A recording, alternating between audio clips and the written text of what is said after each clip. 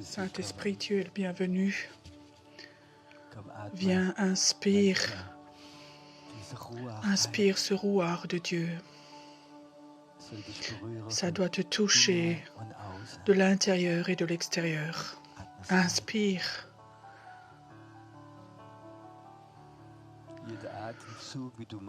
Toute bouffée d'air que tu prends, tu es bienvenu, Saint-Esprit. Tu es bienvenu, Saint-Esprit, ici. Je sens comme le Saint-Esprit voudrait qu'ici, il y ait une zone où il n'y a pas de douleur, qu'on arrive à un niveau où il n'y a plus aucune douleur, de blessures ou d'autres choses qui peuvent rester ici. Tu dois arriver au niveau où que ton esprit se sente bien, que ton âme puisse couper de tout. Inspire encore profondément. Ton esprit doit apprendre à respirer.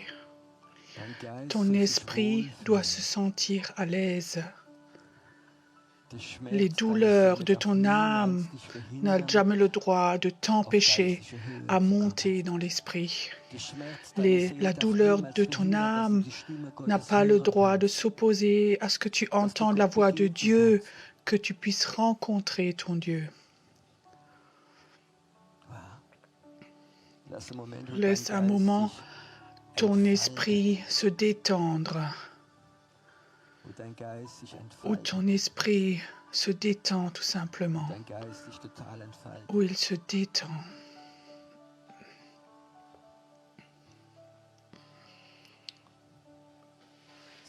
Il y a un niveau où tout est dans l'esprit, où il y a aussi de la musique dans l'esprit, où tu peux entendre dans l'esprit, où tu peux sentir dans l'esprit, où tu peux marcher dans l'esprit, prier dans l'esprit.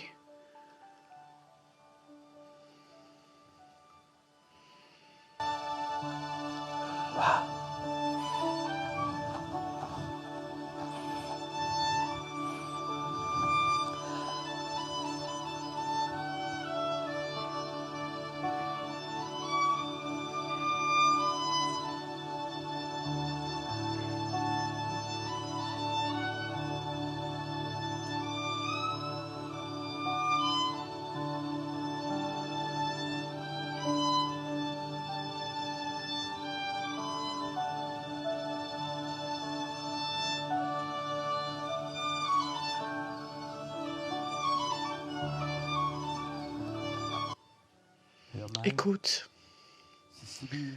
c'est comme si le Saint-Esprit appelait des gens au travers de ce violon. Apprends à écouter Dieu.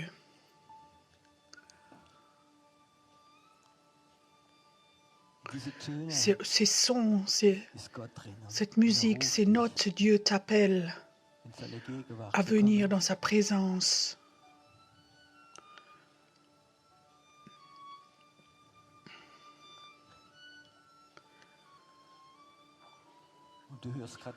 Et tu entends maintenant comme Dieu t'appelle dans ce son, dans cette mélodie.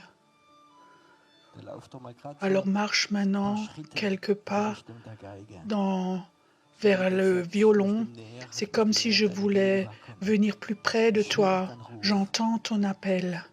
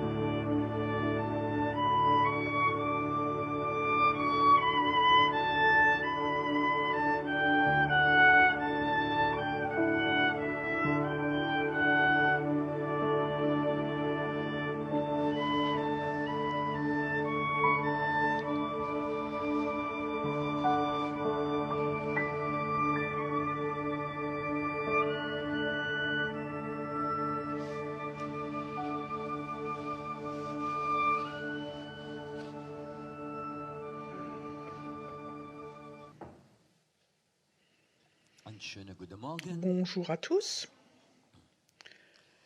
Est-ce que vous croyez que Dieu peut parler au travers de la musique? Est-ce que Dieu peut parler au travers d'instruments de musique? Dieu peut appeler, Dieu peut guérir au travers de la musique, au travers des instruments. Quand on se laisse diriger par le Saint-Esprit et qu'on ne fait pas juste notre programme. Une fois, j'étais à une conférence en Belgique et j'avais l'impression que Dieu voulait parler au travers de la batterie. Et c'était la première fois que j'étais là-bas. Je ne connaissais pas le batteur, mais je voyais que l'onction était posée sur lui. Et je disais, je crois que Dieu veut parler au travers de ta batterie. Va voir à ta batterie et joue simplement librement. La main de Dieu est venue sur lui. Et je peux te dire, il a commencé à jouer. Et après un moment, presque la majeure partie des gens étaient à genoux par terre parce qu'ils sentaient que Dieu parlait avec eux. Ils sentaient vraiment que Dieu parlait avec eux au travers de la batterie. Il y a un niveau de l'esprit où Dieu, on peut l'entendre dans différentes choses quand on coupe avec notre âme. Notre âme, quelqu'un m'a demandé à quoi ressemble notre âme. Alors je dis, mon âme parfois ressemble à, vous savez, à l'époque, ces attrape-mouches qui sont en hauteur, qui sont longs, où les mouches s'accrochent. Comme ça, notre âme, et tu entends quelque chose, et tout d'un coup, ça colle à toi. Et quand ton attrape-mouche est plein, alors c'est difficile d'entendre Dieu.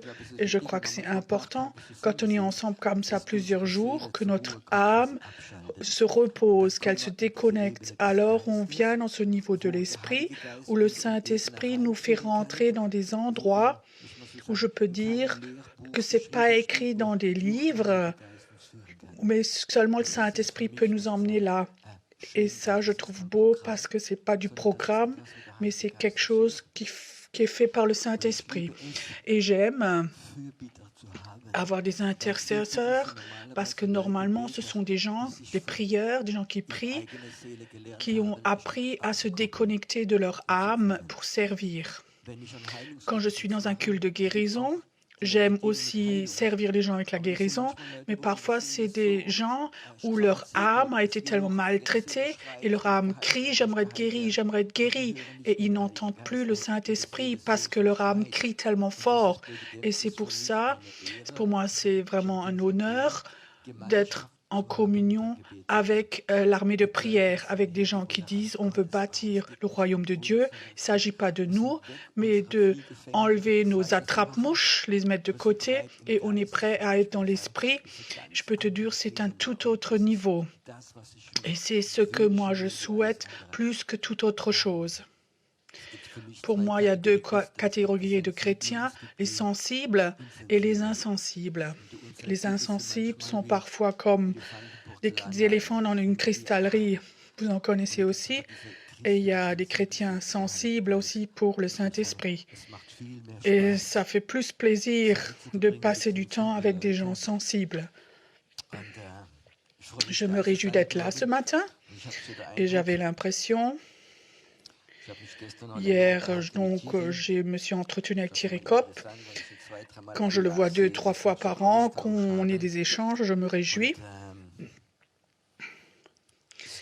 Il y a un canal, une chaîne qui s'appelle sans doute Supernaturel et c'est spécialisé sur cette chaîne TV où des hommes et des femmes de Dieu, souvent des gens connus, ont des révélations surnaturelles, où ils étaient au ciel avec des anges et d'autres choses. C'est très intéressant de voir parce que hier, quelqu'un a raconté, Dieu lui a dit d'aller en Israël.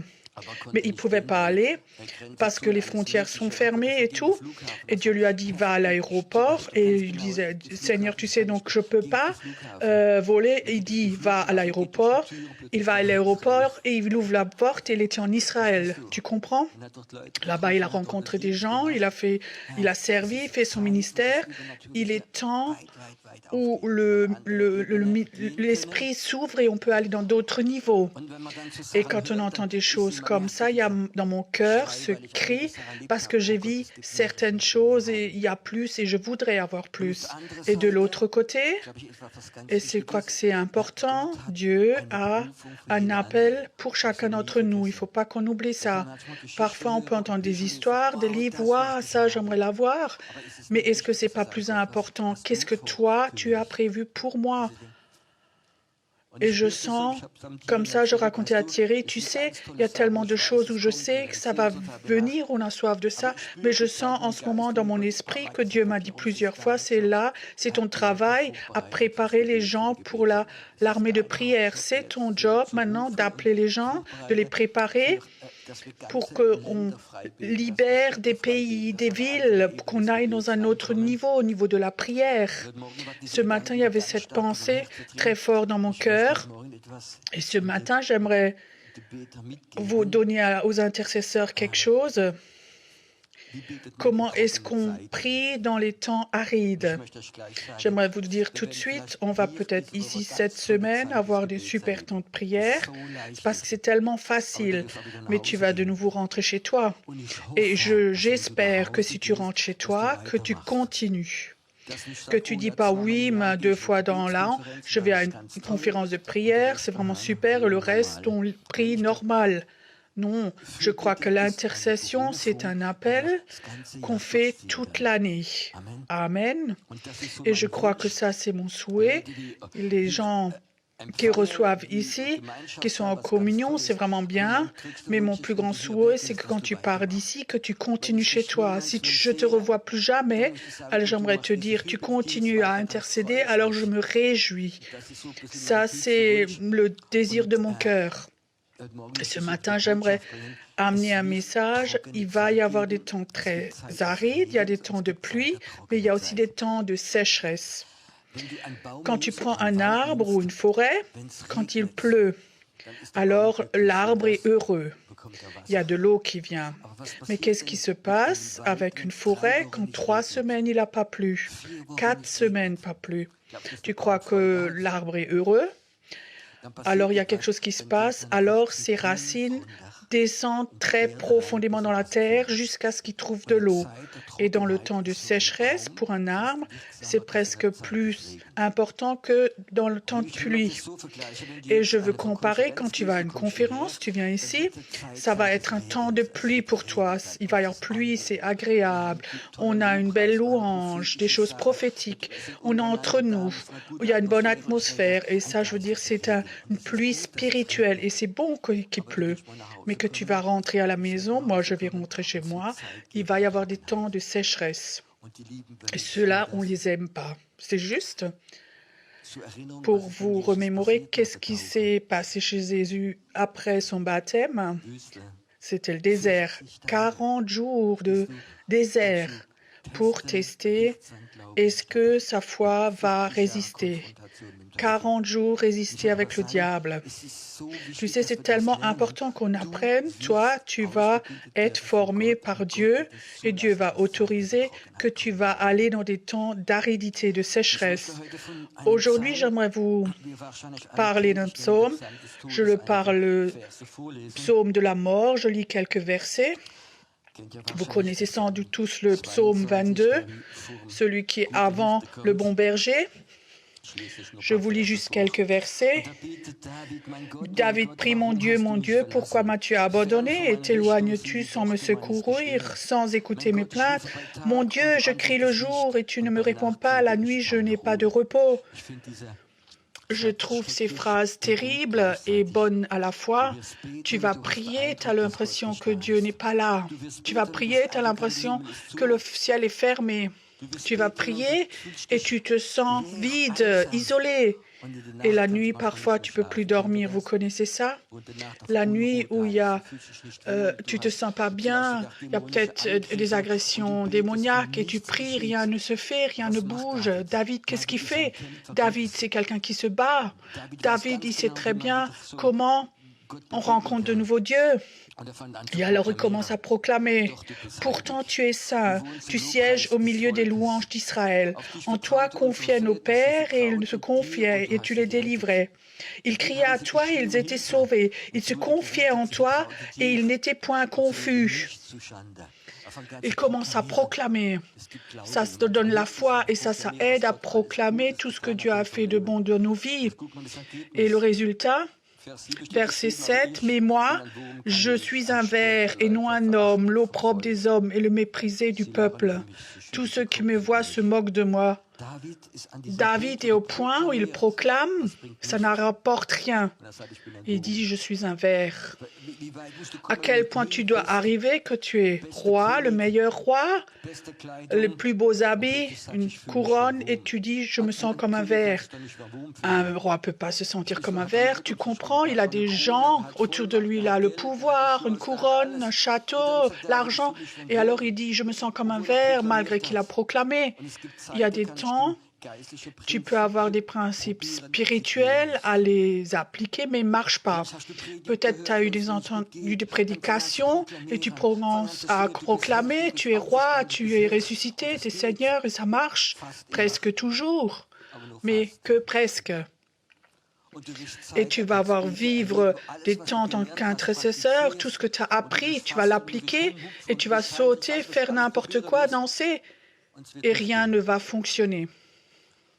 Qu'est-ce que tu fais alors après? Alors, j'aimerais te donner un secret. Si tu vis ces temps tellement graves, il faut que tu saches, tes racines spirituelles vont grandir jusqu'à ce que tu vas arriver à l'eau.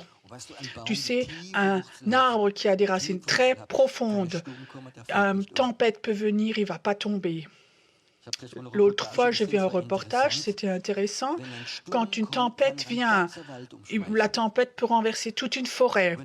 Quand une tempête vient, peut renverser la forêt. S'il renverse les premiers arbres, toute la forêt tombe. Vous savez pourquoi? Parce que les premiers arbres, c'est ceux qui ont les racines les plus profondes. Parce qu'eux ont du vent toujours contre eux, du contre-vent. Et quand les premiers arbres tombent, tous les arbres après autour tombent. Et je crois dans l'Église, il faut qu'il y ait des gens qui aient ces racines très profondes. C'est une protection pour les autres. Quand tout va bien, quand l'onction est là, tout le monde peut crier Alléluia. Tout le monde peut danser, tout possible. Mais quand je vais mal, quand il n'y a plus de culte à cause de Covid, quand les gens sont séparés à cause de vaccins, non-vaccins, quand il y a des disputes, comment sont tes racines? Est-ce qu'elles sont profondes? Ou est-ce que c'est comme tes feuilles? Que dit celui-là, celui-là, celui-là? Non, tu as des racines profondes, des racines de prière et autorise que ces temps de sécheresse arrivent pour que tes racines deviennent très profondes. Et il commençait à proclamer encore, il y a plein de choses. Ça devient pire. Plus il proclame, plus il se remémore ce qu'il a fait de bon. Il commence à avoir des visions, il a des hallucinations. Beaucoup de taureaux m'ont entouré de Baal. Ils ouvrent leur bouche comme moi, leur gueule semblable au lion qui déchire un ruisseau. Je suis comme de l'eau qui s'écoule. Alors, il y a des choses qu'il voit autour de lui, il ne comprend pas, comme des bêtes sont là. Vous savez ce qu'il voit? Il voit des démons, des puissances. Et ça peut arriver au point que tu pries, que tu proclames, que tu jeûnes, que tu fais plein de choses. Et tout d'un coup, la réalité démoniaque devient de plus en plus forte. C'est une très belle prédication, hein? Tu es vraiment encouragé ce matin, hein? Et je te dis, tu vas vivre ça, où des temps vont arriver, où tu es tellement sous pression que tu sens la nuit dans ta chambre, là où tu pries, où il y a des puissances démoniaques qui te regardent. Et ça, c'est une réalité. Quand un intercesseur dit « tu ne crois pas », alors tu n'as pas de notion peut-être que tu es un bébé chrétien, Dieu t'a protégé. Plus tu vas dans la prière, plus tu vas voir que des puissances démoniaques sont autour de toi. Tu vas voir comme ils vont te regarder quand tu es faible, quand tu es malade. Tu vas voir que ces puissances démoniaques vont devenir fortes. Qu'est-ce que tu fais quand tu ne vas pas bien et tu sens ces puissances démoniaques? On appelle Martine, ça, là on est sûr. Jour et nuit, je vous donne le numéro de téléphone.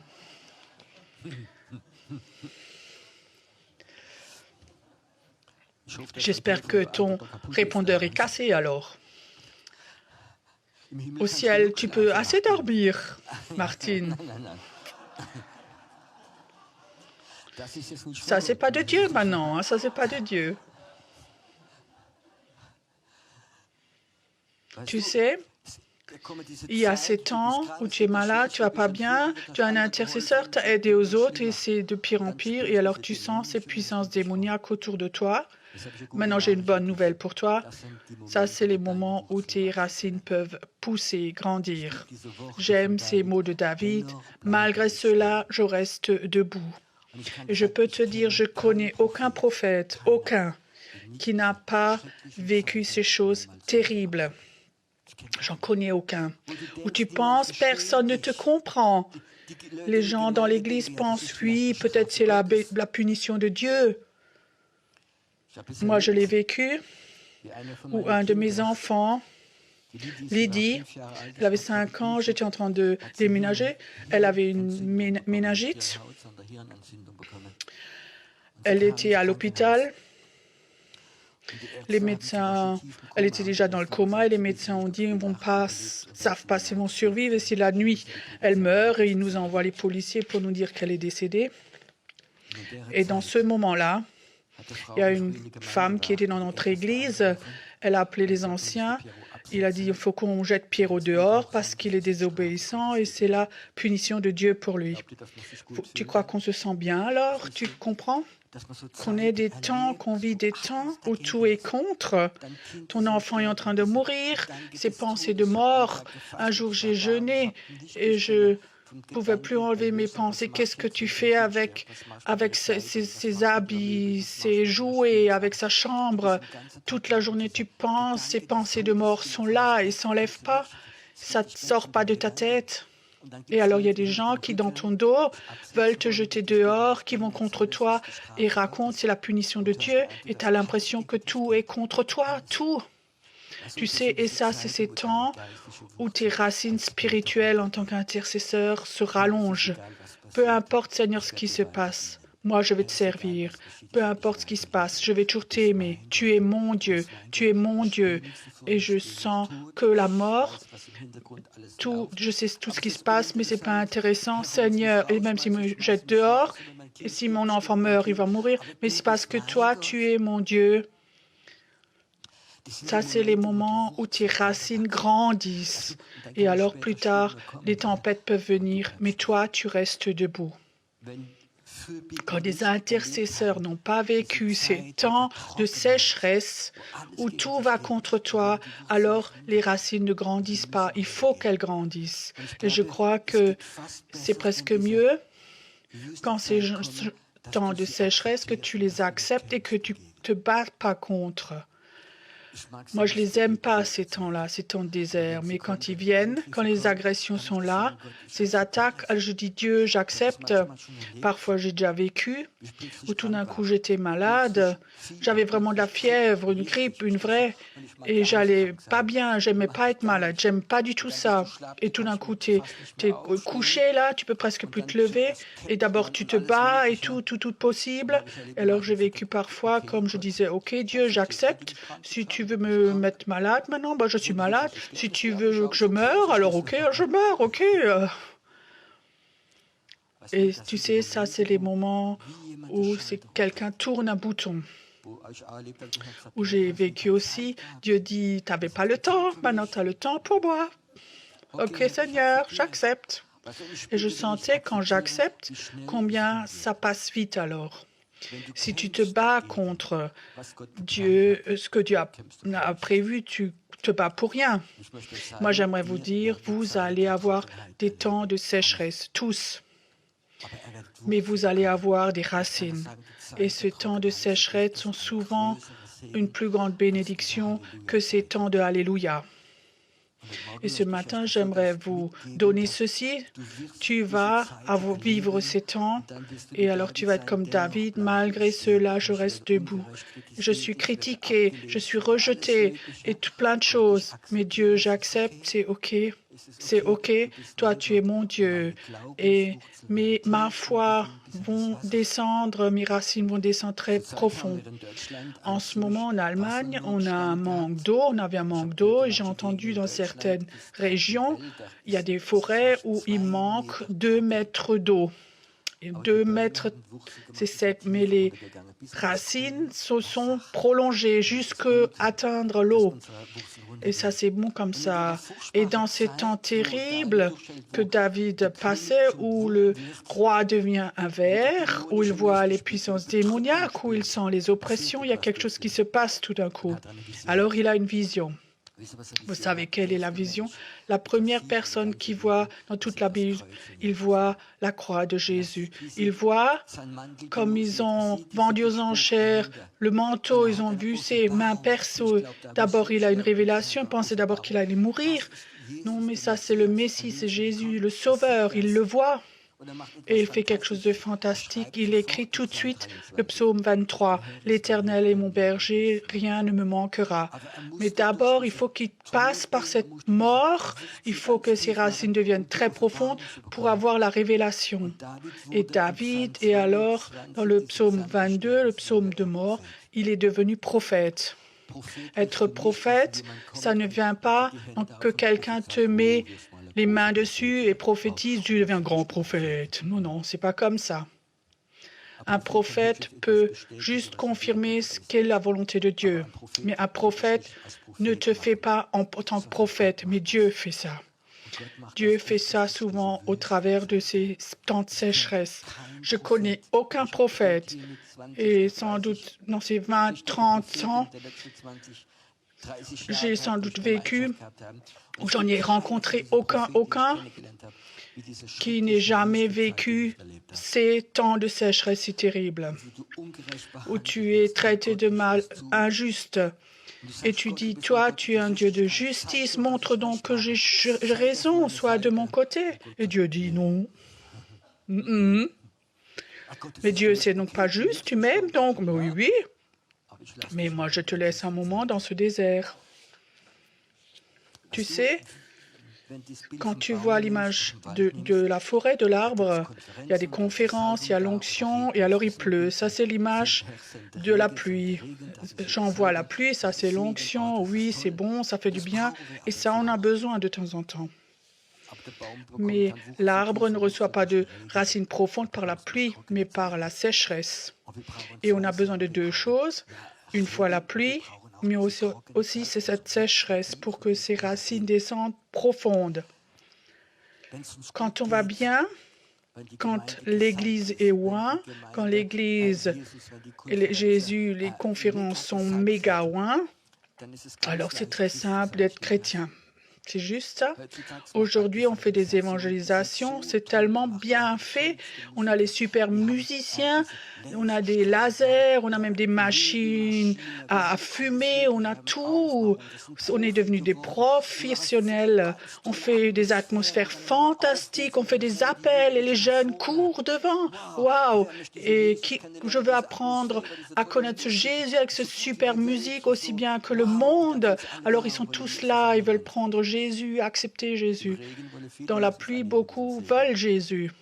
Comment c'est la semaine d'après, quand il y a une tempête, quand les parents disent « si tu continues à raconter de Jésus, on te fout dehors », quand tes amis ne te veulent plus, alors tu ne sens plus cette belle atmosphère, mais tu sens ces attaques démoniaques.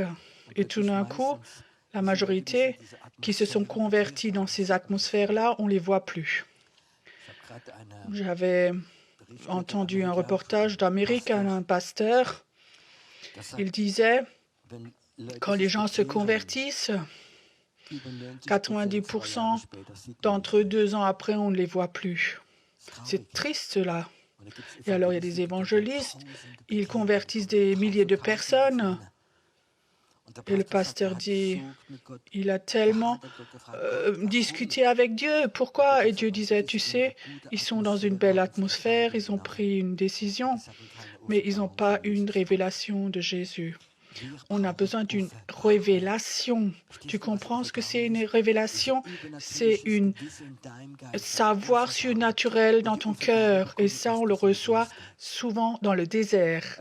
Tu sais, quand tu es sur des conférences ou dans des highlights où le Saint-Esprit est là et les gens tombent et d'autres crient, c'est tellement super. Et alors, tu vois quelque chose qui renforce ta foi, mais ce n'est pas une révélation. Souvent, ça se passe tout seul. Ça, c'est une révélation de Jésus pour ta vie dans la prière, tout au fond de toi. Et cette révélation fait que tu as des racines très profondes, que tu es un arbre qui rapporte des fruits et qui a des racines profondes. Ce n'est pas un message qui encourage les gens, mais c'est quelque chose de prophétique pour ta vie. Tu vas vivre, ou peut-être les derniers temps tu as vécu, où tu as eu du contre-courant, du contre-vent, de temps de sécheresse. Peut-être que tu es dans un groupe de maison, une église, ou peut-être tu es même seul et tout est tellement sec. Et peut-être tu as la Bible et certains jours même dans la Bible c'est tellement sec. Je te dis, attends-toi à l'Éternel, n'abandonne pas. C'est le temps où tes racines grandissent. Et si tu t'attends à Dieu, à chaque fois, il y a une onction prophétique qui vient sur ta vie. Si tu n'abandonnes pas, tu vas avoir une onction prophétique sur ta vie. Parfois, on est tellement charismatique, enthousiaste, alléluia, et c'est tellement super tout et tout ce qui est collectif. Mais cet enthousiasme collectif, cette pluie, ça n'a rien à voir avec des racines. Dieu parfois m'a humilié dans ces situations. Tu sais, moi aussi je suis quelqu'un, je me laisse enthousiasmer de ce que Dieu fait, comme Dieu fait des miracles. Et un jour, j'étais à Ladenburg. Un médecin m'avait emmené chez deux vieilles dames. Elles étaient les deux plus de 80 ans dans l'église officielle, mais ces deux femmes, elles avaient des racines très profondes. Et en tant que nouveau pasteur, je voulais raconter tout ce qui se passait dans l'église libre. Alors, les dames disaient, oui, on connaît Dieu, comment est-ce qu'on peut apprendre à connaître Dieu dans l'église officielle? Alors, elle disait, tu sais, nous, on a vécu la guerre. Et il y avait des temps, on n'avait pas d'argent, on n'avait plus rien du tout, on serait mort de faim. Alors, pendant 10 jours, on n'avait rien d'autre, on n'avait pas d'argent, rien pas à manger. On avait un petit crouton de pain. On l'a posé sur la table, nous deux. On a pris, Seigneur, bénis ce pain. Tous les jours, on a pris quelques miettes, on a mangé. Et pendant 10 jours, on n'avait pas faim. Waouh! Et tu sais, moi, j'étais là. Ça, c'est donc pas possible. L'église officielle, vieille dame, aucune notion. Et tu sais, elles avaient des racines très profondes. Et je pensais, waouh, elles connaissent leur Dieu. Ça ne vient pas combien enthousiasme on est, mais combien les racines de la prière sont. Je sais, ça sonne un peu fou. J'ai aussi vécu comme certains chrétiens ont vécu et ont prié. Si j'ai besoin de désert, appelle-moi, j'y vais, je l'accepte. J'accepte d'être humilié. J'accepte d'être poursuivi, persécuté, d'être seul. Je veux apprendre à te connaître, je veux plus te connaître, plus profondément. Et alors il y a ces temps où ces racines viennent. Et quand Jésus est sorti de ces 40 jours de désert, qu'est-ce qui s'est passé? Alors il y a des anges qui sont venus pour le servir. Les anges ne sont pas venus et ont fait de la cure d'homme avec lui les premiers jours. Ils l'ont laissé seul 40 jours. Et je peux te dire, moi je connais des temps de sécheresse, mais je connais aussi des temps où les anges sont venus et m'ont servi. Sinon, je ne serais pas là. Et je peux te dire, quand tu acceptes le désert, où tes racines deviennent très profondes, tu vas apprendre à connaître le prophétique et que des anges viennent pour te servir. Ils viennent même dans ta maison. Et dans la Bible, il est écrit que beaucoup de gens rencontrent des anges et ils ne le savaient même pas. Je crois qu'on vit dans ce temps où Dieu appelle des intercesseurs prophétiques avec des racines très très profondes qui sont capables de protéger toute une forêt parce qu'ils se mettent debout et ils savent très bien dans ton groupe de maison, ta famille, il y a beaucoup de gens, des chrétiens, mais ils n'ont pas de racines. Et toi, dans la prière, tu te mets là debout. Tu dis, c'est donc pas encore des gens qui ont une grande foi, mais moi, je veux être une protection pour eux, je prie pour eux. J'ai appris quelque chose en tant que pasteur. Quand parfois, dans l'église ou ici, quelqu'un d'âgé meurt, qui était un intercesseur, alors l'église est toujours en danger. Tu sais, quand tu as un arbre comme ça, peut-être que c'est une grand-mère que personne ne voyait vraiment. Moi, je sais, elle, à la maison, elle priait pour l'église. Elle prie pour moi. Elle prie pour mes enfants. Elle prie pour moi, ma santé, pour moi. Et le Seigneur la cherche parce qu'il est temps de la chercher. Alors il y a un vide à son endroit. Alors je prie toujours, Seigneur, envoie quelqu'un qui se met comme ça au bord de la forêt et qui nous protège. Peut-être, toi, tu es quelqu'un comme ça, qui quelque part, il y a une forêt et l'église, c'est comme une forêt. L'enthousiasme est là. Quand un vent, tout le monde va tomber. Je me demande avec ce Covid, combien de chrétiens en Suisse, en Allemagne sont tombés, où ils ne savaient plus ce qui était juste, où il y a des prédicateurs qui sont pour, d'autres contre. Les chrétiens ne comprennent plus et perdent leur foi. Où sont les intercesseurs qui s'enlèvent de ces disputes et prient pour le royaume de Dieu? Ceux qui ont des racines profondes, qui ne vont pas dans des discussions, dans des disputes, et de dire, Seigneur, je prends du temps, je prie la protection de l'Église pour ces gens nouveaux convertis qui n'ont pas encore de grandes racines. Je veux être une protection pour tous ces gens-là. Pas chaque chrétien va un jour avoir un micro ou être sous les projecteurs. Mais Dieu appelle des gens en tant qu'intercesseurs. Mais moi, je peux te dire, le jour où on est en haut, il y a des grands prédicateurs, ils vont être tout petits. Et de petits prieurs là en haut, des intercesseurs vont être tout grands là en haut. L'important est ce que Dieu appelle à te faire, de le faire. La présence de Dieu est là. Ton âme est tout calme maintenant. Et je crois que Dieu voudrait toucher ton esprit ce matin.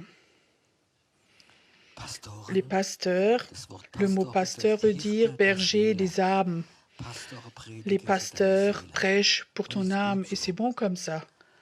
Les prophètes prêchent pour ton esprit. Ça, c'est la différence. Certains chrétiens ne connaissent pas, ils n'entendent que des prédications pour l'âme. Dieu t'aime, Dieu guérit. Et alors ils sont surpris que des prophètes ou des apôtres prêchent pour ton esprit. Et s'il est temps que les chrétiens commencent à grandir dans l'esprit, que ces racines prophétiques deviennent profondes, qu'elles aillent jusque dans cette eau du réveil. Les réveils, c'est souvent quelque chose qui se fait où tu voyais rien de visible, où le péché était là, où l'incroyance était là, où il n'y avait plus de foi, où il y avait des batailles religieuses, où le démoniaque et l'occulte a grandi. Il y a des gens qui avaient des racines très, très, très profondes et eux, se sont accrochés en bas au réveil et ils ont amené le réveil, où dehors, il n'y avait rien du tout. J'aimerais te dire en ce moment, en Allemagne, en Suisse, en Europe, on voit rien ou presque rien de réveil. Est-ce que c'est juste? Il y a des disputes, capitalisme, occultisme, New Age, tout genre de choses. Mais il y a des intercesseurs, leur foi profonde, leurs racines vont très profondément jusque dans le cœur de Dieu. Et là, ils tirent, ils aspirent, et ils vont être des réveils pour les églises, pour le monde, parce que ça va venir. C'est pour ça que c'est si important d'être des intercesseurs qui ne sont pas émotionnels avec leurs émotions, qui prient que quand il pleut, mais des intercesseurs qui sont prêts à aller dans le désert, d'avoir des racines qui sont très profondes, où ils touchent le cœur de Dieu, le cœur du réveil, où ils le sentent. Ils ne regardent pas aux circonstances, mais ils regardent au cœur de Dieu. Et là, il y a le réveil dedans. Et ils aspirent le réveil en haut. Et ces petites gouttelettes de réveil ont la puissance d'amener le réveil dans tout un pays. J'aimerais un moment que tu te vois maintenant comme un arbre de prière qui est dans des tempêtes, dans le désert, qui est rejeté, qui est seul, où tu as l'impression que personne ne te comprend. Et Dieu dit, moi je le sais, j'ai autorisé cela, parce que j'étais appelé à être un arbre de la justice, ma justice, où les racines vont très profondément en bas, dans ma présence, pour que tu sois comme un David qui tout d'un coup se lève et tout le pays, tout le peuple, tu peux crier, l'Éternel est mon berger, rien ne va m'arriver. Il m'envoie dans le psaume 23, donc il est écrit dans la mort, dans le désert, en tant que ver. Ce psaume où des millions de personnes ont été bénies par ce psaume. J'aimerais te dire, est-ce que ce matin tu peux te voir comme un arbre planté là où tu habites, là où tu es maintenant. Tu n'as pas besoin d'être au milieu de la forêt. Peut-être que tu es en ce moment dans le désert, mais en tant qu'arbre, l'arbre de Dieu, l'arbre de la justice, en tant qu'intercesseur, et tes racines touchent déjà le réveil. Et les circonstances vont peut-être être terribles autour de toi, mais tu pries et tu attires le réveil. Et les gens te racontent des choses terribles, mais ça ne t'intéresse pas, parce que tu pries à chaque fois, tu tires l'onction du réveil, tu la sens, tu la vois en toi.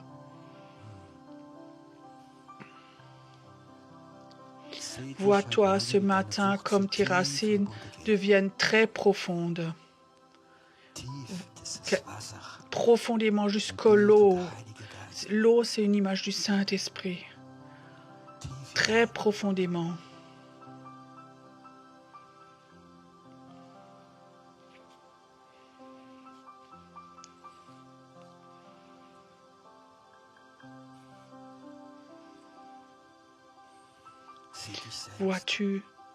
Vois-toi toi-même. Tu vois ton appel.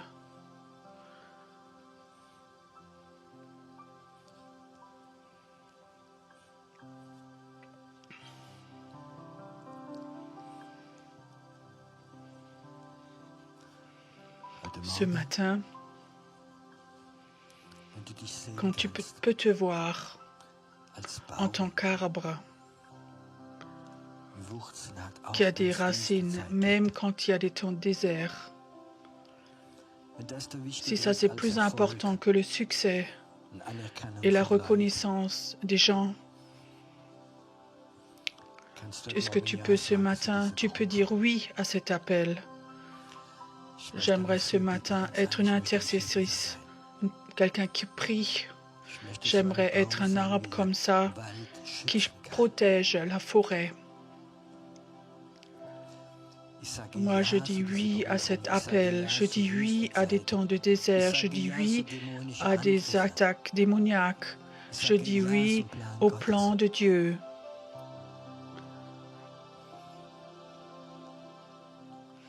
Tu as le droit de te battre, de discuter avec Dieu. Tu as le droit. Mais après, il y a un moment de décision où tu dois te dire, oui Seigneur, j'accepte cela, sans condition. J'accepte quand les gens vont me rejeter, parce que je suis dans le désert, parce que je suis seul, parce que je n'ai pas de succès. J'accepte cela, parce que je veux avoir des racines très profondes. Je veux avoir le cœur prophétique de Dieu. Je vais m'accrocher à cela. Si tu es là ce matin et tu voudrais avoir cela, tout au fond de ton cœur, il y a un oui sans condition. Alors j'aimerais que tu viennes devant ici. J'aimerais qu'on fasse une promesse à Dieu. Mais ne viens que devant. Si c'est tout au fond de ton cœur, tu as un oui. Ne viens pas pour être béni. Mais viens avec un oui pour donner une promesse à Dieu pour cet appel.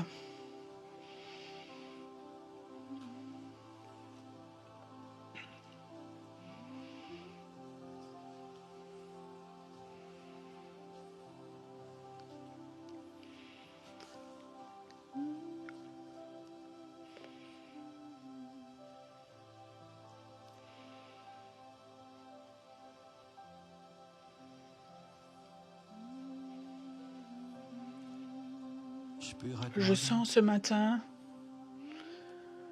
c'est comme si Dieu me montrait, c'est un Dieu, c'est un moment saint maintenant, où l'appel de Dieu est tout près maintenant, où l'appel de Dieu est là maintenant, où ce matin, Dieu touche tes racines. Et il dit, elles sont tellement importantes parce qu'il y a des tempêtes qui vont venir sur la terre. Il y a des tempêtes qui vont venir, des agressions, des attaques vont venir. Et tu vas voir comme beaucoup de forêts vont tomber, où des églises entières vont se dissoudre et il n'y aura plus rien. Alors ces intercesseurs vont tirer le réveil. Ils vont avoir cette onction du réveil, ils vont la tirer. Ça va être un temps tout nouveau. Et Dieu va utiliser ces arbres. Il va devenir des prophètes de Dieu dans le monde invisible. Et l'ennemi va les voir, va les reconnaître, et il va avoir du respect. Parce qu'ils savent, ça c'est des battants pour Dieu.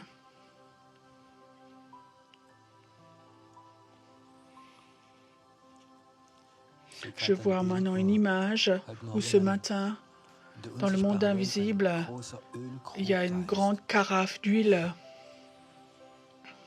Je vois comme Dieu dit, j'aimerais te oindre de façon nouvelle ce matin, en tant qu'intercesseur prophétique, en tant qu'intercesseur prophétine. Ça vient, ça te touche. Cette huile coule. L'huile de Dieu coule au-dessus de ta tête jusqu'aux pieds. Ça vient maintenant.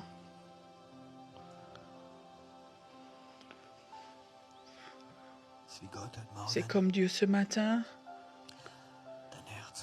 voudrait toucher ton cœur ce matin. Il y a quelque chose qui change dans ton cœur ce matin.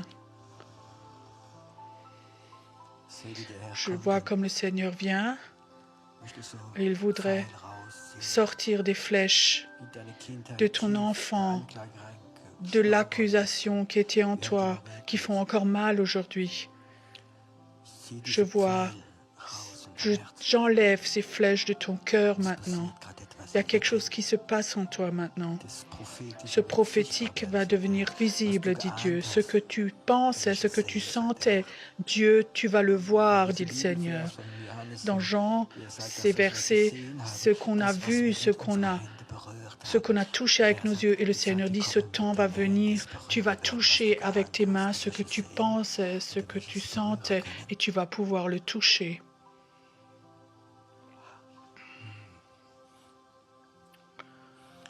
Merci Seigneur que ce matin, que tu touches des générations. Tu vas toucher de jeunes générations. Tu vas être un modèle pour d'autres jeunes. Tu vas les appeler dans la prière. Et ils attendent. Ils t'attendent toi. Mais ils t'attendent eux. Ils attendent des prières prophétiques, des intercesseurs prophétiques.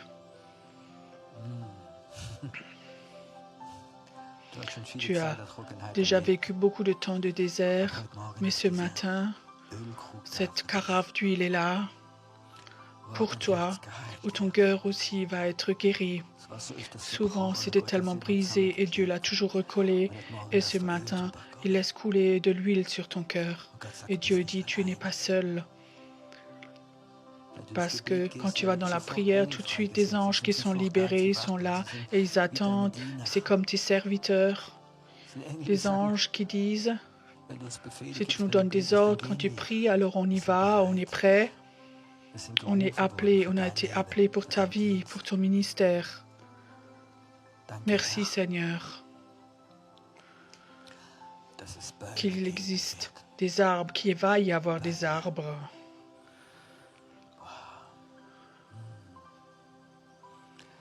Père, j'aimerais que tu ouvres ses yeux, que parfois elle puisse regarder très loin, qu'elle puisse regarder dans le ciel où les gens ne voient pas, elle va pouvoir voir. Elle va voir des choses, que sa foi devienne de plus en plus grande. Longtemps, tu as dû regarder à tes échecs, mais Dieu dit, le temps va venir de plus en plus, tu vas regarder dans le ciel. Comme Jean a regardé dans le ciel et il a vu où Jésus était assis à la droite de Dieu. Merci Seigneur que tu touches ces arbres maintenant. Ça s'enlève de toi. La poussière de l'accusation s'en va ce matin. Cette huile, elle guérit. Elle guérit. Et l'accusation qui a amené tellement de morts, le Seigneur dit, cette poussière d'accusation s'en va. Mais l'onction, cette huile de guérison vient maintenant. Ce sentiment d'être traité injustement, c'est terrible. Mais je veux aussi te montrer ce sentiment de justice. Pas seulement de croire, mais de sentir d'être aimé et justifié. Merci Seigneur que ce que tu as appelé, qu'on va le récolter en dernier, que ça va être une grande récolte, une grande récolte. Le Seigneur dit, tu te vois souvent trop petit, tu te vois tout petit. Apprends à te voir avec les yeux de Dieu. Et je vais remplir tes mains, remplir avec de la bénédiction. Et tes mains doivent grandir. Il faut que tu te vois grande. Certains ont essayé de dire, il faut que tu crois de façon petite. Ils ont fait que tu es petit. Dieu a une autre vue sur toi. Il te voit et il te veut très grand. Dieu dit, Abraham, tu vas être une bénédiction pour des milliers et des milliers de personnes. Dieu a fait Abraham grand et tu vas avoir des successeurs autant que le sable sur la plage. On a aussi, il n'a pas fait Abraham petit, tu es un pécheur. Il avait assez de foi. Mais Dieu a fait Abraham très très grand. Il l'a fait très grand. Il l'a fait très grand. Merci Seigneur que tu es là ce matin, que tu touches ses yeux qu'elle voit les grandes choses que tu as prévues, qu'elle puisse les voir. Père, elle priait pour des petites choses. Touche ses yeux, qu'elle puisse prier pour une grande récolte, pour que tout revienne de nouveau. Ton regard, pas le regard des humains, ton regard, Seigneur.